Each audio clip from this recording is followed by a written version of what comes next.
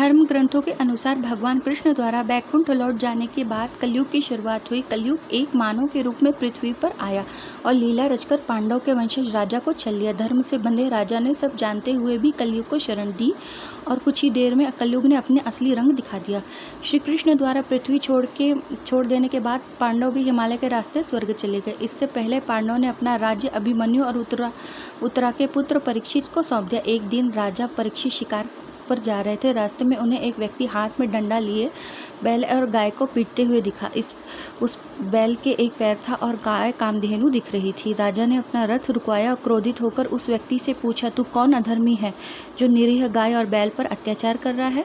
तेरा कृत्य ही ऐसा है कि तुझे मृत्युदंड मिलना चाहिए। राजा परीक्षित की बात सुनकर कलयुग डर से कांपने लगा। इस पर राजा ने बैल से पूछा, हे देव, आपके 3 पैर कहाँ हैं? आप बैल हैं या कोई देवता है? बैल ने कुछ न कहते हुए भी सब कुछ कह दिया और बैल के वचन सुनकर राजा ने कलयुग का वध करने के लिए अपनी तलवार निकाली। इस पर कलयुग त्राहि करते हुए राजा परीक्षित के पैरों में गिर गया। राजा अपनी शरण में आए हुए व्यक्ति की हत्या नहीं करते थे, तो उन्होंने कलयुग को जीवन दान दे दिया। राजा परीक्षित बहुत ज्ञानी भी थे। वह चंद शब्दों से बैल के रूप में धर्म और गाय के रूप में धरती माँ को पहचान गए थे। कलयुग को जीवन दान देने के बाद राजा परीक्षित ने कहा, कलयुग तू ही पाप, झूठ, चोरी, कपट और दरिद्रता का कारण तू ही है। तू मेरी शरण में आया तो मैंने तुझे जीवन दान दिया। अब मेरे राज्य की सीमाओं से दूर निकल जा और कभी लौटकर मत आना।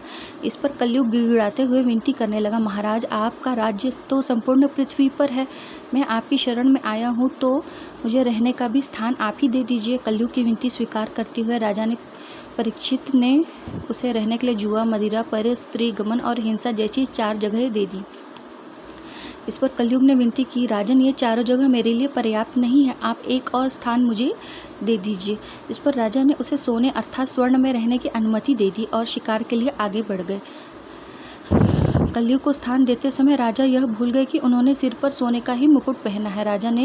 राजा से स्थान मिलते ही कलयुग तब वहां से चला गया, लेकिन थोड़ी देर बाद सूक्ष्म रूप से में वापस आया और राजा के मुकुट में बैठ गया। शिकार के रास्ते में राजा को प्यास लगी तो वह शमीक ऋषि के आश्रम में चले गए। उस समय शमीक ऋषि ध्यान में लीन थे और राजा द्वारा पानी मांगे जाने पर भी उन्होंने कोई उत्तर नहीं दिया। इस पर राजा ने के मुकुट पर में बैठे कलयुग ने अपना असर दिखाया और राजा के मन में ऋषि को मृत्युदंड देने का विचार आया, किंतु अच्छे संस्कारों के कारण उन्होंने ऐसा करने से खुद को रोक लिया। लेकिन कलयुग के बुरे प्रभाव के कारण उनकी मति भ्रष्ट हो गई और उन्होंने एक मरा हुआ सांप शमीक ऋषि के गले में डाल दिया। पृथ्वी के किसी भी मनुष्य पर कलयुग का यह पहला प्रभाव था और उससे सबसे संस्कारी राजा को ही अपना पहला शिकार बनाया था। जब शमीक ऋषि के पुत्र श्रृंगी स्नान करके लौटे तो उन्होंने देखा कि उनके पिता समाधि में बैठे हैं और उनके गले में मरा हुआ सांप पड़ा है। यह देखकर वो बहुत क्रोधित हुए और पता करने पर उन्हें राजा द्वारा यह कृत्य करने के बारे में पता चला।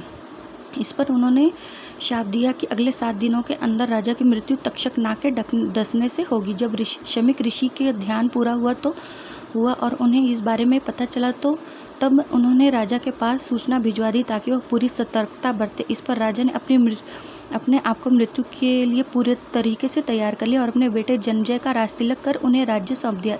फिर 7वें दिन तक्षक के काटने से राजा की मृत्यु हो गई। जब जन्मजय को पिता की मृत्यु का कारण पता चला तो उन्होंने सभी सांप को मारने के लिए सर्पसत्र यज्ञ किया। इस पर सभी सांप आकर हवन कुंड में गिरने लगे। डरे हुए तक्षक ने इंद्र को सिंहासन में लपेट लिया और फिर आस्तिक ऋषि के समझाने पर जन्मजय ने अपना यज्ञ रोका।